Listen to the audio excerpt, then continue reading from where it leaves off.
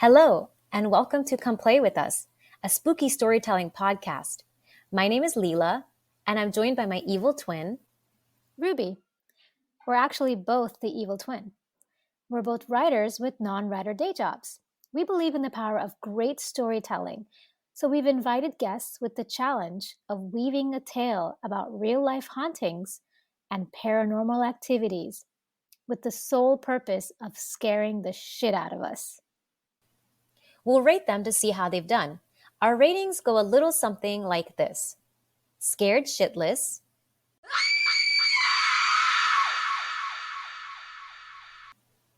some chills, and I think I'll be able to sleep tonight.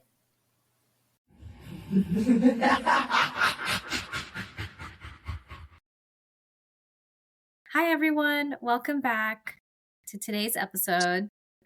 And today I'm telling a story, a very creepy story. It was so creepy, I was just doing the research was just very frightening to me because there's a lot of pictures that I was seeing accompanying this. So Google at your own peril. But today, Ruby and I are joined by a new guest and hopefully a upcoming frequent guest, Gillian. Say hi, Gillian.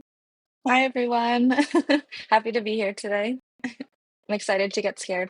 Yes, We are that's what we want excited to to hear. see what your level of fear is. It's always fun with someone who comes on the show for the first time, because then we get a feel for okay, they don't scare easily, or okay, this is an easy mark, you know? So Yeah. we will see. Yeah. I will say we do always darken our apartment. I mean, it's probably not possible for you to darken your apartment, but we always kind of try and darken the mood, so that To make it we can- creepier. yeah. So if you want Oh, to yeah? put your shades down, you Yeah. can. Oh, yeah. There's one. I have my cat thing on the other one. Aw. Sorry, Lola. I love cat cameos in this. A little darker. Yeah. Yeah, there you go. Yeah, I'm always demanding. I'm always I don't see darkened rooms. What's happening? I don't need to darken mine. I'm telling the story. That is true. And you already scared yourself with it, so. Okay, so today's story. So I've been wanting to do this for a while because I think it's truly creepy phenomenon, and it's in the realm of legend, but there have been sightings around the world. It is about the black-eyed children. So I will jump in. All right. So the black-eyed children, or black-eyed kids, or also known as BEKs, are paranormal creatures that almost look like normal kids, but they are characterized with jet black eyes and sometimes pale, paper-thin skin. Sightings have often been late at night when driving down dark, desolate roads, which you were probably going to do if Chris hadn't gotten sick. And a child will be seen on the side of the road attempting to hitchhike, or sometimes they even just appear right at your doorstep. Or if you're in a parking lot, they'll come right up to your car. So there have been numerous sightings around the world, but we're going to go back to 1996 to one of the most well-known encounters. A man named Brian Bethel had an encounter with the black-eyed children in Abilene, Texas, and he's written about it extensively. He had driven out to the former site of Camelot Communications, which was an early internet provider in that area, to physically pay his bill in person, which I know what a world that was, right? You'd have to write a check and go out and drop it, instead of doing everything in 2 seconds on our phones. That's already scary. Yeah. Yeah. Like and there was no technology. But anyways, so he sat in his car and in the parking lot and started to write out the check, which he was going to drop into their mail slot, when suddenly there was a knock on the driver's side window. These are in his own words. 2 young boys, somewhere between 9 to 12 years old and dressed in hooded pullovers, stood outside. I cracked the window a bit, anticipating a spiel for money, but I was immediately gripped by an incomprehensible, soul-racking fear. I had no idea why. So one of the boys, he said, seemed to be the leader or the spokesperson of the two of them. He was described as suave, olive-skinned, with dark curly hair. The other one stayed in the back. He was red-headed, pale, and freckled. The leader said that the other kid needed a ride. They had gone out to see the new Mortal Kombat movie at the movie theater that was just across the street, but forgot to bring their money, so they needed to go back home to retrieve it. The conversation seemed normal enough, but for some reason, Brian's uneasiness continued to grow, and that initial fear he felt was only intensifying. He took a look at the time, and it was so late that whatever last showing of Mortal Kombat there was likely already underway, and if he did give them a ride to their house to get their money and back to the theater, by then the movie would be over. But the kid wouldn't be deterred. He kept reassuring him it wouldn't take long. They were just two little kids. What was he afraid of? It's not like they had a gun or anything. According to Brian, that last part was a bit unnerving. He said, I noticed that my hand had strayed toward the lock on my door. I pulled it away, perhaps a bit too violently. In the short time I had broken the gaze of the spokesman, something had changed, and my mind exploded in a vortex of all-consuming terror. In a split second, both boys changed. Their eyes became full black orbs. Inside, he was freaking out, but he couldn't let them see it. He wouldn't relent. He kept apologizing and making as many excuses as he could. In his own words, the aura of fear was now a palpable, black hanging thing, almost as if reality itself was warping around me. Quickly, he rolled the window up, threw the car in gear to reverse, when suddenly the older boy banged on the window. He looked up at them, the redhead in the back looking almost confused, and the leader in the front glaring at him. He said, "We can't come in unless you tell us it's okay. Let us in." I just got chills saying that. He peeled out of that parking lot, and when he looked in the rearview mirror, they were gone. And he felt like there was nowhere for them to go run and hide. It was a parking lot. They just disappeared into thin air. So this man, Brian, wrote down his experience and shared it with a few people over email. Within a short amount of time, it basically went viral, which for back then was definitely an experience, right? This was all just through email. Because of his account, there was a name now for these creatures. They're called the black-eyed kids or black-eyed children, or the BEKs. And he's not the only one who has encountered them. Because of his story, more people have come forward with their own experiences, and some have even tracked Brian down and shared them with him. He says, some narratives follow the template of my original encounter a bit too slavishly, and those are easy to dismiss. But others have a more than subtle ring of the same sort of panic and helplessness I felt. Similar experiences have been now in places from suburban neighborhoods to your standard dark alleys throughout the country, possibly beyond. Kids like the ones I saw have allegedly been seen wandering through certain 24-hour big box retailers in the middle of the night and banging on the front doors of numerous witnesses. So there have been sightings since dating back to the 80s and 90s. And usually what this entails is that these kids will either come up to your front door or your window and they'll knock on the pane. They can also approach your car while you're parked and do the same thing. Knock softly and ask you for something. Money or a ride, or they need to call their parents. And each time, a wave of unsettling and terrified feelings will come when you look into their jet black eyes. Sometimes they won't even ask for anything. They'll just stare at you. The thing is, they won't force their way in. They just stand and wait. Because they can only get in if you give them permission to. And they will be persistent, asking and asking, or just staring at you with those horrible eyes until you relent. I'll tell you another encounter. This took place in Vermont on a cold and snowy night.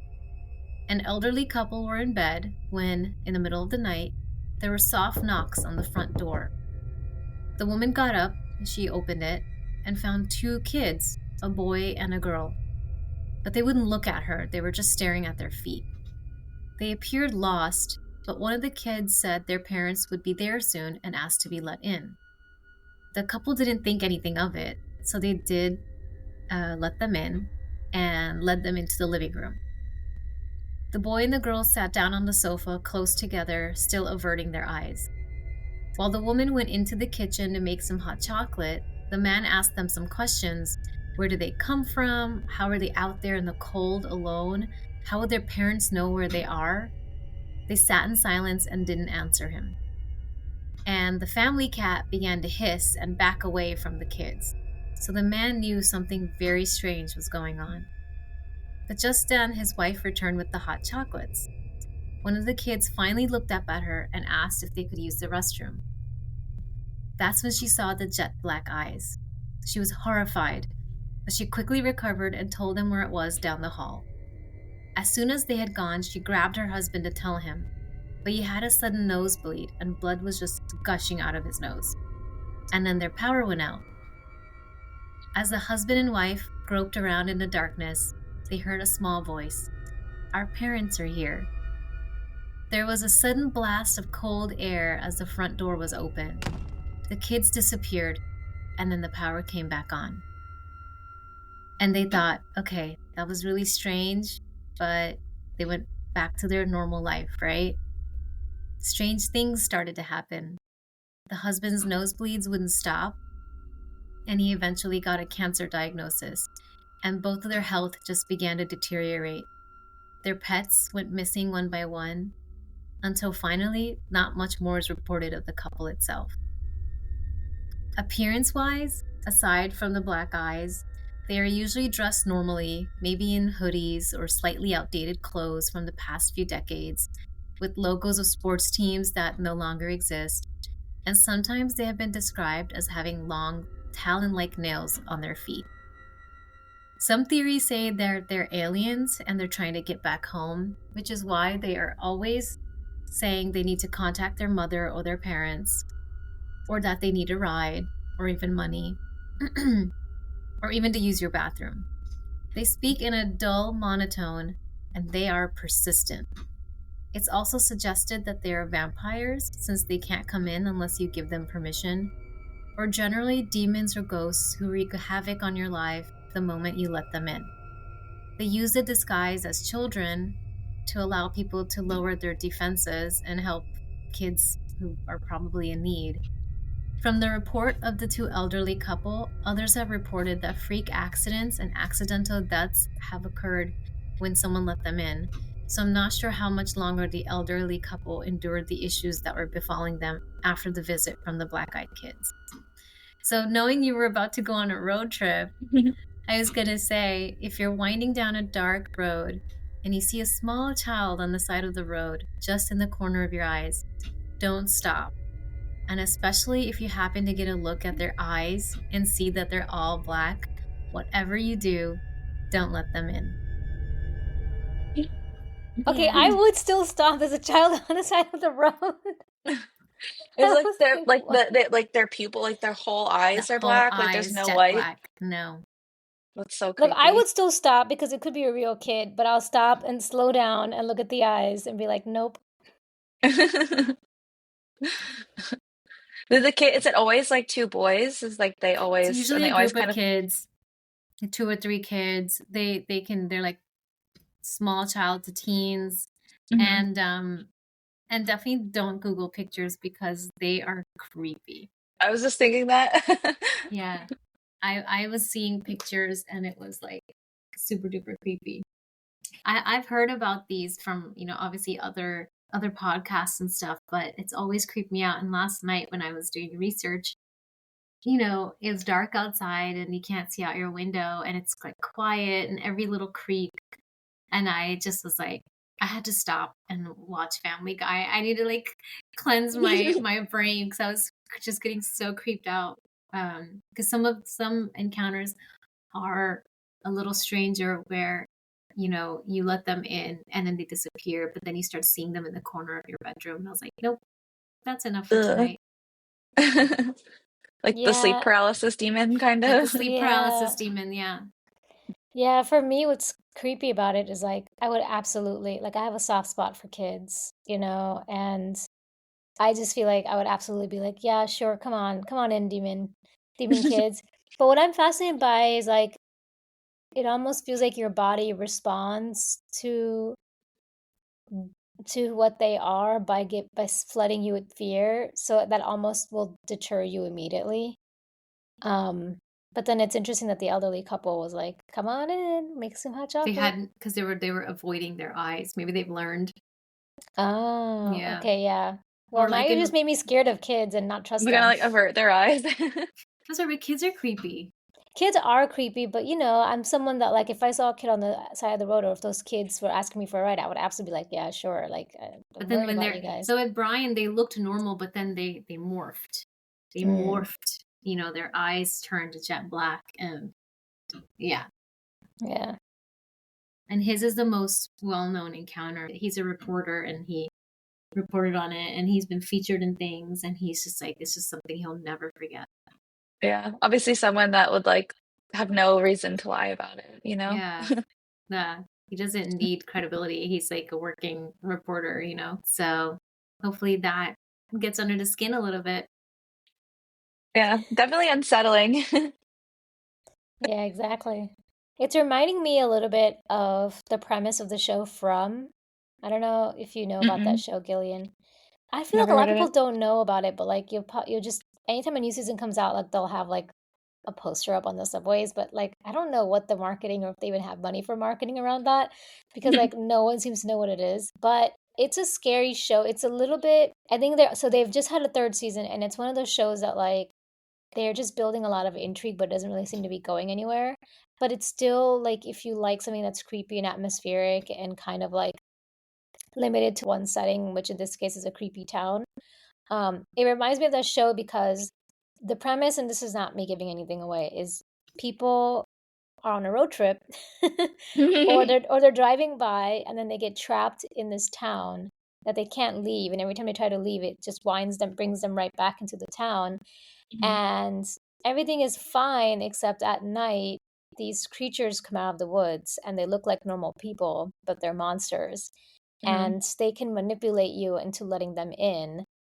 Um, and if you do, then they will basically like rip you apart. And it actually kind of, and I wonder if this show they'd heard about the black-eyed children. I don't know. The legend has been around since the 80s, and I think there was even a movie about it. Obviously, like anything creepy or creepy pasta or whatever, it gets someone eventually like fundraises a movie for it.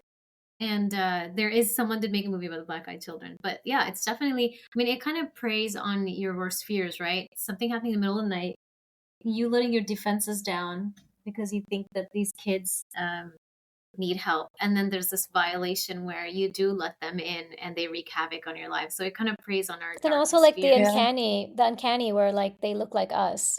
And so the horror is that they look like us, but they're capable of being these monsters. Didn't the Yeah, girl in the ring have black eyes?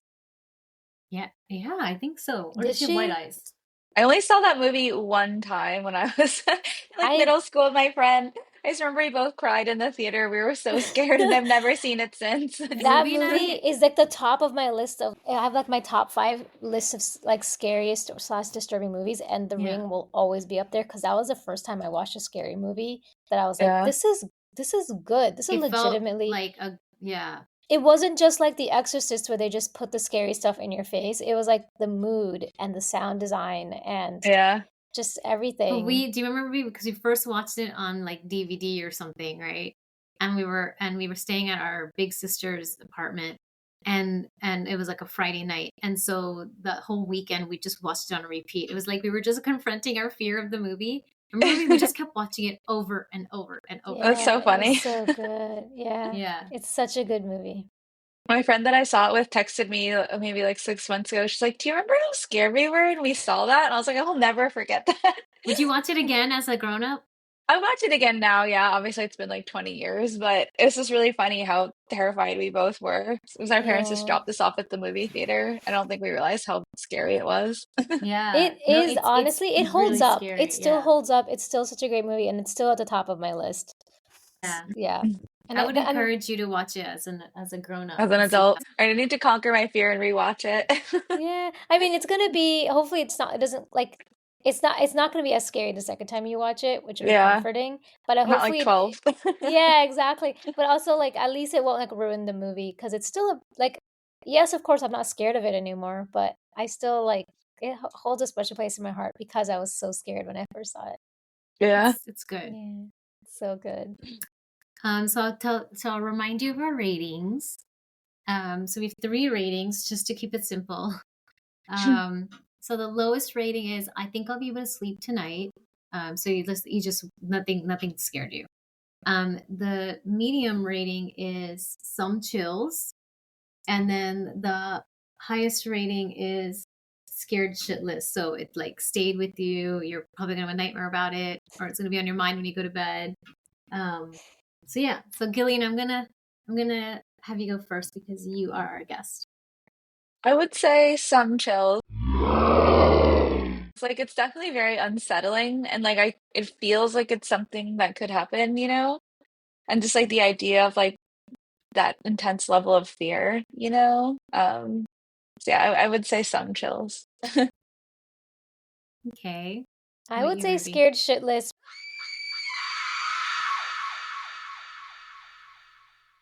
because I would absolutely be letting those kids in and then having nosebleeds that never go away. Like, so that's what Yeah. scared me is I'm like, if I saw a kid on the side of the road in the middle of the night, I would absolutely stop. That's I'm sure I would insane. stop too. Yeah. Yeah.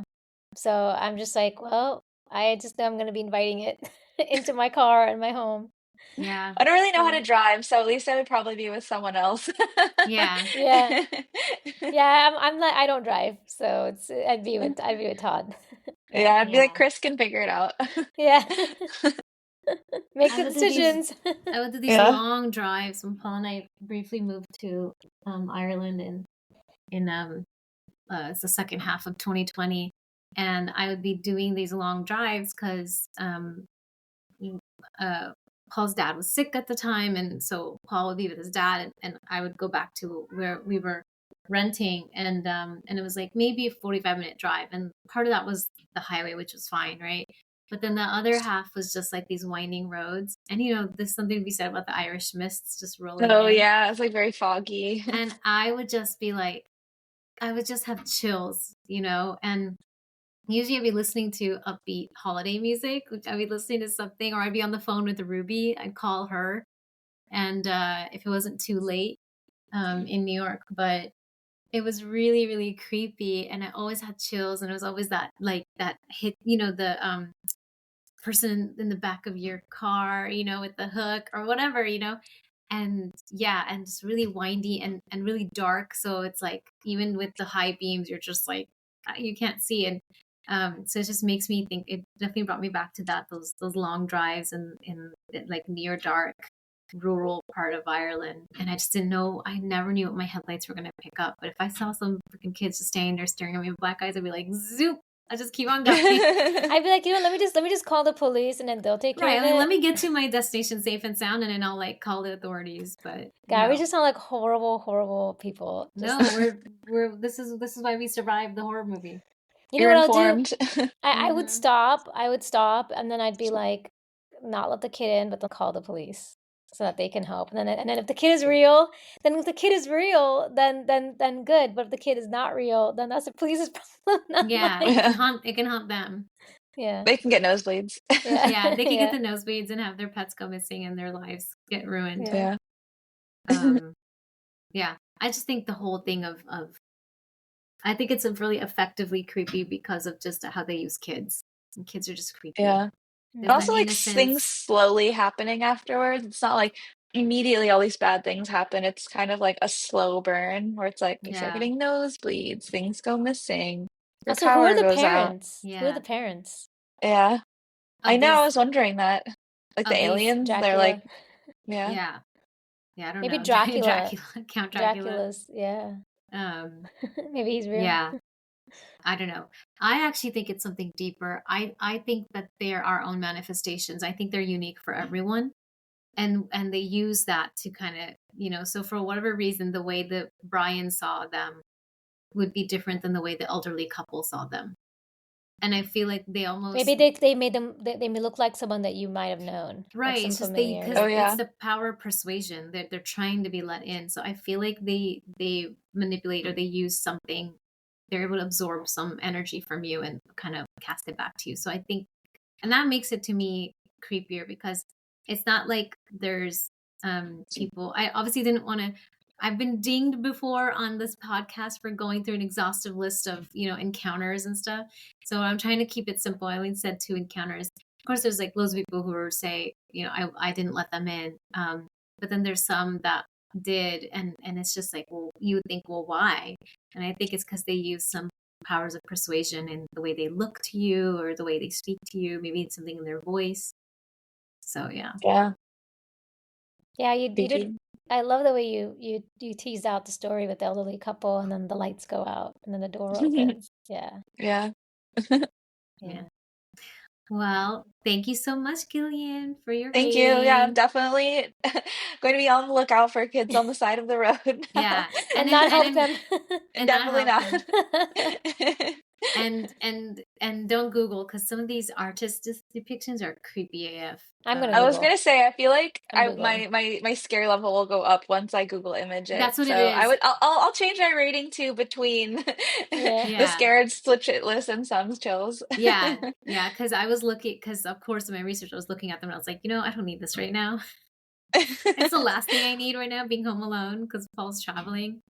Oh, But yeah, thank you. oh, thank you. This was super fun. Yeah, we should do it And I'll again. let you know how my ring rewatch goes. Yeah. And just a note to our listeners, thank you so much for tuning in. Thank you so much for your support. We have listeners all over the globe. Right now, we have been heard in every single continent. That's so cool. Well, except for Antarctica, but Antarctica, still crossing our fingers. Yeah, someone at a Buzzsprout. research station. Yeah. They're like, black-eyed kids, and then they hear a knock at the door. Dude, if Yeah. I was in Antarctica at a research station, I would absolutely listen to scary podcasts. Just I don't Yeah. know. get If in the I was mood. isolated, I wouldn't do that. Dude. But Buzzsprout does not list Antarctica. So what we do have is we have Asia, Australia, or Oceania, North America, South America, Europe. So we are fully global. So once again, thank you to our listeners. If you'd like to get in touch, we are at podcomeplayWithUs@gmail.com. And if you like what you hear, don't forget to leave a review wherever you listen to your podcast. Thanks, everyone.